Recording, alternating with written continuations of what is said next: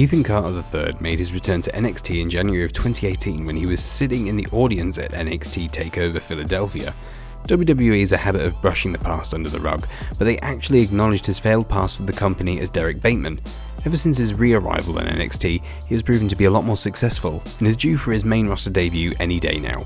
He will probably be backed by a sizable push when he debuts because he is a much bigger star than he was when he first got his go-around, having made a name for himself in the independent scene.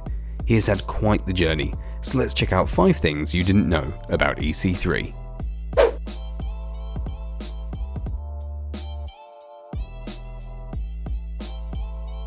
It was all downhill for Fandango after his debut victory against Chris Jericho at WrestleMania 29.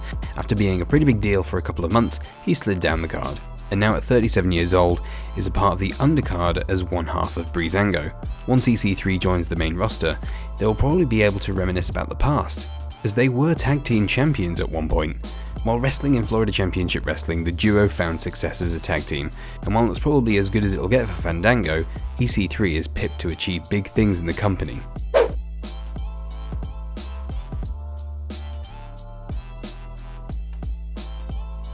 When you set out to become a professional wrestler, one mistake could knock you off the top of the mountain, but EC3 is cut from a different cloth. In an interview with ProWrestling.com, EC3 stated that this time round, he isn't afraid to fail in the WWE. He takes pride in being bold and rocking the boat. His first failed tenure with the company and subsequent success in the indies probably has a lot to do with that, because even though he's just heading to the main roster, he is already a seasoned veteran of the business.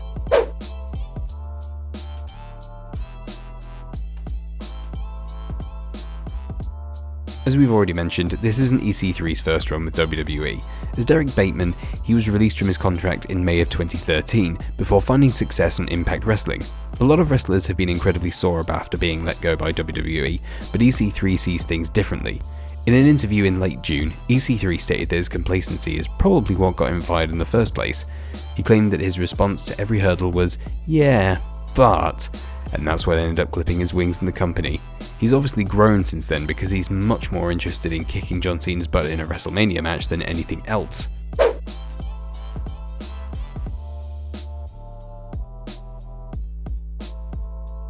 Admittedly, none of these victories have come in a WWE ring, but it's still no mean feat. Over the course of his run in Impact Wrestling, EC3 had feuds with Sting, Kurt Angle, and Bubba Ray Dudley, and he picked up victories over the legend in each of their feuds.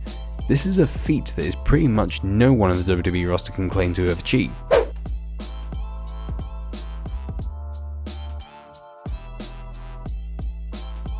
Superstars such as Hulk Hogan, Triple H, John Cena, and The Rock have all tried to make it in Hollywood and have achieved varying degrees of success, but each of these men was already an established star before they headed for Hollywood. But EC3 was already featured in a movie way back in 2009.